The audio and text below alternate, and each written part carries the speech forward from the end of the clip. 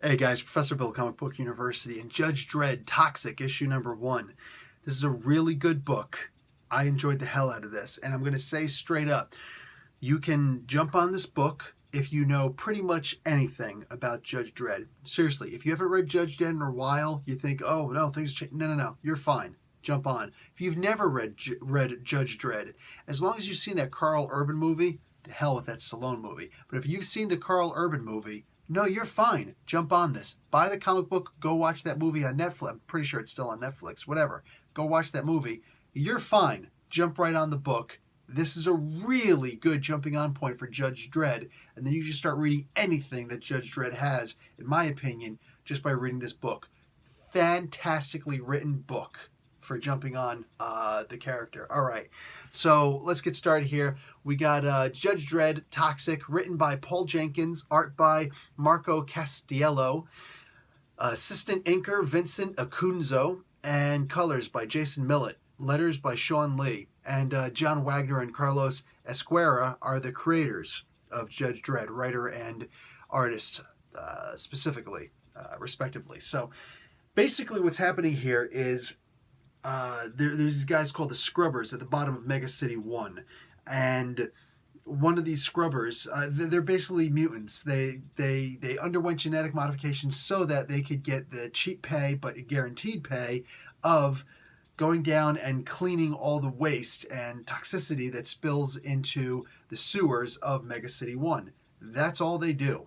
And what happens? One of them gets killed, so there's a parasite on one of them. In fact, it's a symbiote.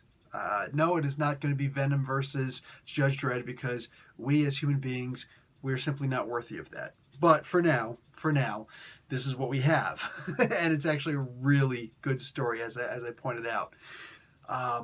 Judge Dredd, of course, is bothered by the immigration aspect of this because it is against the law to have illegal aliens. This is clearly an offie, or an off-world alien, who has come down, and it's an invasive species. And they are intelligent. Judge Cassandra Anderson is in this, and they go in the, she's psychically communicating. It's like, oh no, they give their whole story and why they're here, and quite not by their fault. What's interesting is Mega City 1 is apparently a sanctuary nation. So I guess it's like California. And they're basically saying, hey man, aliens are allowed to come here and seek asylum. So a bunch of people wind up finding out, probably from the autopsy records, that and some of the other police that were down there and whatnot, that hey, people talk, ears have walls have ears. Anyway, and people are really upset over this. Now, there is a little bit of controversy because I went online to see if I'm the only person who noticed this. Donald Trump is in this book. All right, there is no doubt about it. Everybody else notices it, all right? Donald Trump is in this book, and he's obviously on the anti-alien part.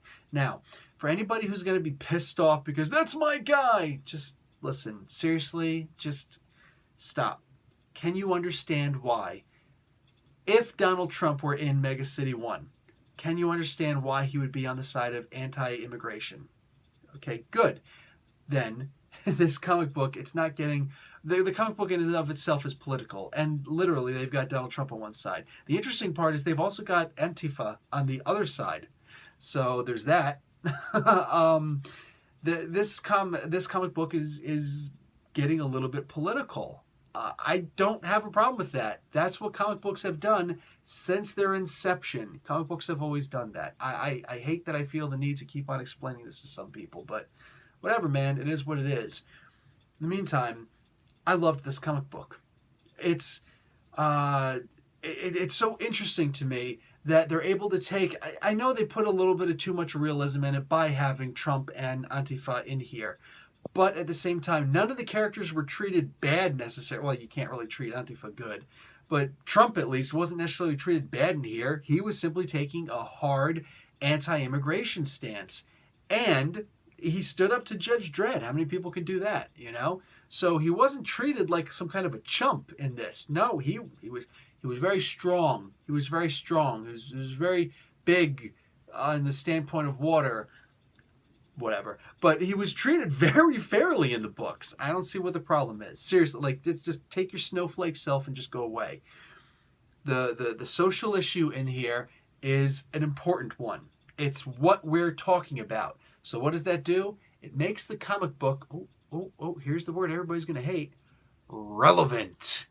The topic is relevant, it's current, the comic book is current and relevant. Or at least it's currently relevant. And it might be for a really long time. America has always been a nation of immigrants, and we are an asylum nation. And so this is simply topical. And I don't see why anybody's got a problem with something like this. This is literally, it's just people talking about an issue, and we're taking a Judge Dredd view on things. I really loved this issue. This looks great. I can't wait for issue 1 to come out. So, like I said, this is a really good, if you've always considered, jumping on a Judge Dredd comic book, you're like, oh man, the characters just got so many books out there. I don't know what to do with the character. Dude, relax, man. Here you go right here. This has been handed to you. This has been gifted to you. This is a great jumping on point for Judge Dredd. You feel the character, you get a good sense of what's happening in the city, you get a good sense of what is going on in the world of Dredd. Yeah, this is solid. This is solid. Go jump on it. All right, guys. Professor Bill, Comic Book University. Class dismissed.